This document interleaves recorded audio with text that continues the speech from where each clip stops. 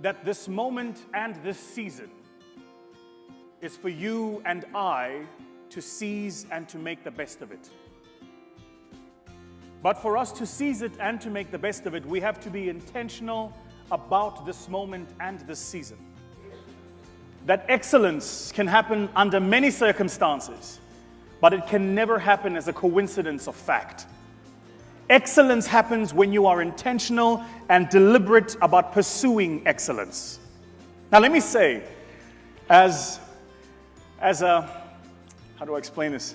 In my spiritual life, I would love to have been Nigerian. I shared with Pastor yesterday, I said, you know, Nigerians are so interesting. You guys imported the church and are now exporting the church to the countries where you imported the church from. If you go anywhere in the world and you find a community of Nigerians, you will find a church, a business, and a church. And it is, I must tell you, the cause of much envy from the rest of us who come from many other parts of the continent. Because that which for you is second nature and a part of what is a part of your makeup, we are still learning. We are still learning how to make things happen for ourselves. See, we're still new at this project of being intentional about what we want our community to be. Now, I don't want to mask over the cracks, so let me be clear. That your beautiful country, beautiful albeit, is not perfect. But if you seek perfection, you will miss the opportunity for improvement. And so the challenge for us young people in the season we are in today is to bemoan less the state of imperfection and to bask more in the opportunity of improvement. Everything we are, everything we present, and everything we export to the rest of the world is a function and a consequence of us seeing first the opportunity for improvement and then seizing it.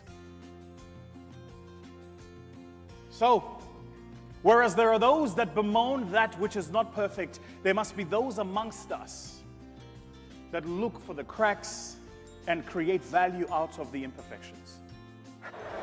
I've learned so much about how to say no without saying no coming here in Nigeria. It's just been the most incredible experience. I want to say the following: take not for granted this hustler spirit that keeps your nation alive. Do you know, in every single economy, in every single marketplace, across the length and breadth of this beautiful continent we call home, if you look for a landmark company changing the terrain, you will find a Nigerian in the top 3. And for me, one of the things I learn is there is so much to glean from a people who can make order out of chaos, who can make navigating the Lagos traffic something they do on the daily to work and back, without having to take any substances to dull their senses. This is I say it in jest, but it's an incredible trait. It is an incredible trait. I came to say thank you from one African to another.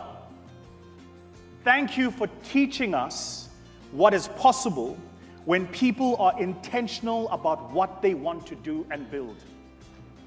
Thank you. I came to say thank you for never losing hope and faith in where this beautiful country of yours is going. Because even though there are some macro challenges, and macro challenges there are, make no doubt, at underlying each of those macro challenges is huge potential upside and opportunity. What of the future then? And to arc back to the theme of why we are gathered here today, if we are to cast our imaginations into the future and to read forward how we must innovate into that future, then how must we be? And more importantly, who must we be? Perhaps there is an unlearning that must take place for a new learning to emerge. Perhaps we need to leave behind some of the things we have made ourselves and learn anew the people we must become in the global context. Who and what must we be? How must we show up? I thought long and hard about the theme that had gathered us here today and wondered if I should take the academic approach to how we break down this conversation of innovation and the future. But the fact of the matter is, there is ample knowledge and information that you can find online at your own time that talks a bit about the innovation and the future and where the world is going. Here is what I think is our single most important trait. Here is what I think is the single most important characteristic that we have as Africans to which we must double-click that's going to position us for the future. It's not something they teach in business schools. You can't learn it in the boardroom, and there is no course on how to acquire more of this trait and this characteristic. It's something that is a function of your exposure, your education, your training at home, and your faith.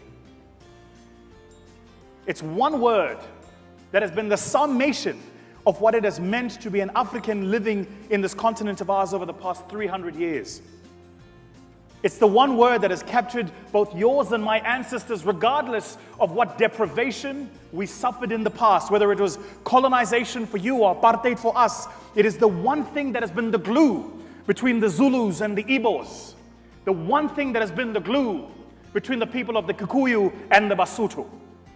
That no matter where in the continent we find ourselves, it is the single substantive fact that makes this one word a unison description of who we are. When we say, I am an African, that it means the same thing for me as it does for you, even if we don't understand each other's languages. And that word is hope. Hope. It's the hope that's brought us to this moment. The hope that made you wake up today. The hope that has you sitting in that chair, knowing that the information and knowledge that you're acquiring is equipping you for the future you hope to build. It's the hope that your parents had for you when they reared you up into the world and brought you into being an adult who would contribute to society. It's the hope of a religious leader who thinks of his mission beyond simply spreading the word to spreading a way of life. It's the hope of a nation that says, it doesn't matter what the political status quo is, we will rise. It's the hope of a generation that says, beyond the things we suffer today, we want a better future. Hope. It's the one trait we must never, ever lose. Take all of the knowledge you've heard here today, all the incredible learning that's come out from the speakers aforementioned and the speakers who will come after this. Knowledge without hope is like laying a seed on a ground of weeds. It births nothing. It results in nothing. And so the question I have for all of you here gathered today is, what is your hope for the future? And what are you willing to do to make it manifest and make it real? What is your hope for the future? My hope is this, and I'm cognizant of my time. First, that our generation will be a generation that can be marked by these two words, honesty and integrity. That our generation will be a generation that is referenced by the rest of the world and the generations that follow us as they that showed us that we could be a people of honesty and integrity. Second, is that our generation will be a generation that emphasizes fairness and justice. That we will go beyond simply that which is made real by the levers of power, but that which must be made real by the levers of justice. And recognize that those two things are not always the same. And third, that our generation will be a generation of service and generosity. A generation that extends itself beyond itself and reaches out across the divide.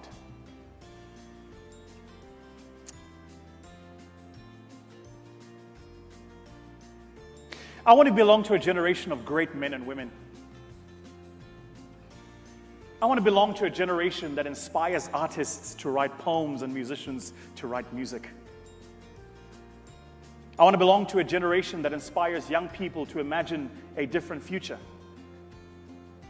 I want to belong to that generation. I had the incredible privilege of meeting a man that belonged to that generation, the founding father of our own country, South Africa. A man who spent 27 years imprisoned in jail, 19 of them in an island designated away from his own home and his own family. A man who didn't have the privilege of raising his own children because he was trying to raise the hopes of a generation that would follow him. And the recognition that all of us here bear the responsibility of laying into our futures the works of our present task. That what we seed today, we reap tomorrow. As a father of 3 children, let me tell you, you couldn't separate them from me for 27 years, not for the love of money. And the single idea that one man would sacrifice his entire privilege of fatherhood, fighting for a principle, is something we should all learn from. Some of us change our principles just at the whims of a hashtag on Twitter.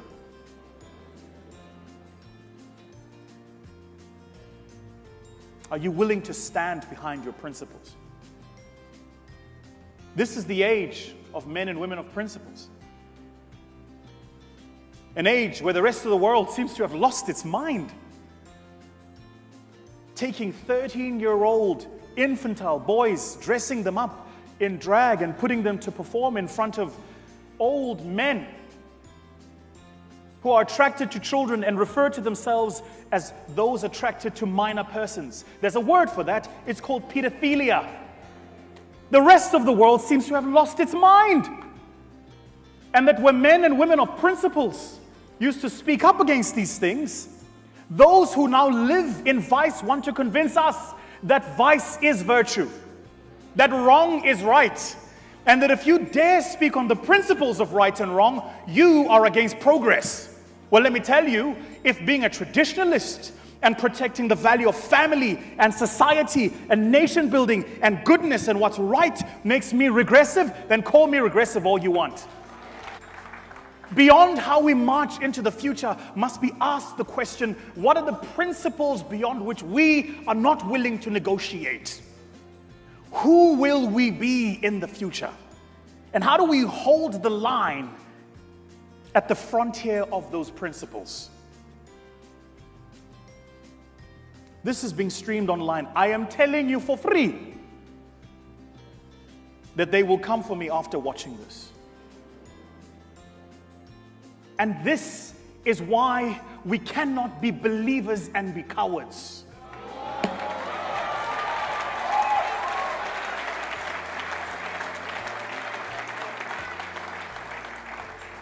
This is why we cannot live by the blood of the covenant and be apologists for what's right.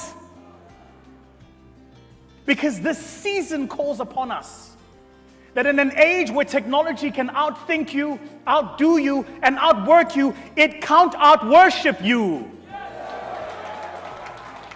Technology, that in an age where technology can outthink you, outdo you, and outwork you, it can't outworship you. Technology can't outhope you. It can't outhuman you. It can't outvalue you. The principles of what it means. We as Africans are the last frontier holding the line. And we must never forget that this is our season and our moment to hold the line. And so the question I ask of all of you here is, where are the men and women who are holding the line? In your spaces and your industries and your boardrooms, where are the men and women who say, this far and no further? I will not be part of that corruption, not be part of that deal, not be part of that discussion, not be part of that cheating. No, I will not be part of it. This far and no further. I'm so good, I should run for politics. What do you think?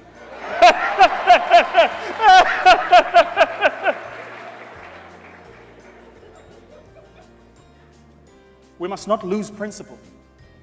We must not lose hope. we must not lose faith. At 17, I had the incredible privilege of meeting Nelson Mandela.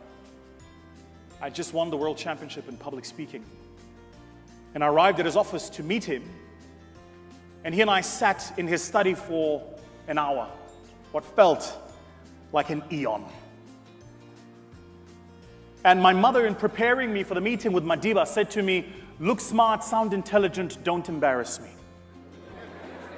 Still the 3 words I utter in my head every time before I get on stage.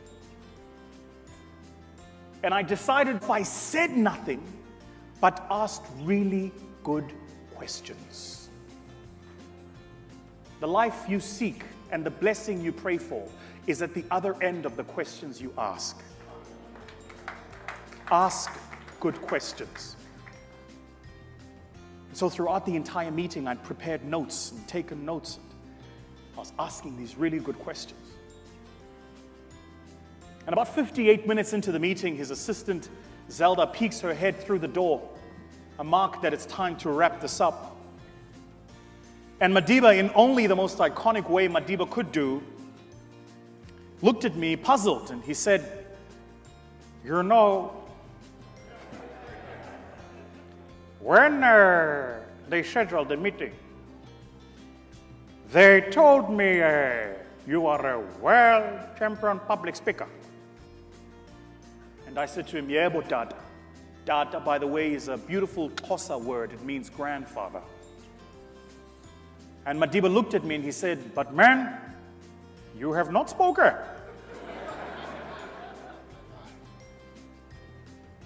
He then looked at me and he said, "Have you any final questions?"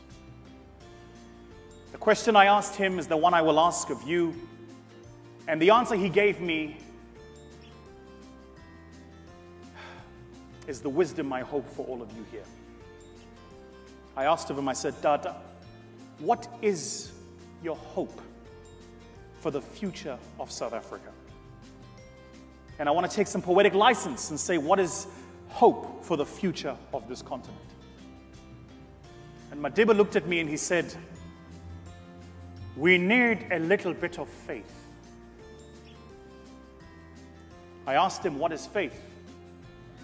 He said, "Faith is the ability to believe in the impossible. It is the ability to see the invisible and the ability to trust in the unknown." Now I know that you cannot see what's at the other end of this chasm, that you are not known of what's happening on the other side, but I promise you here today, as sure as my name is VUSI THEMBEKWAYO, I am 6'2" Zulu and good looking, I guarantee you this, that the mark of what it's meant to be an African is we are a people of faith and hope. And that what I pray for you, your nation, is that we will live by principle, we will live in hope, and we will be people of faith. I'm so humbled that you have invited me here. Thank you so much. Thank you. Thank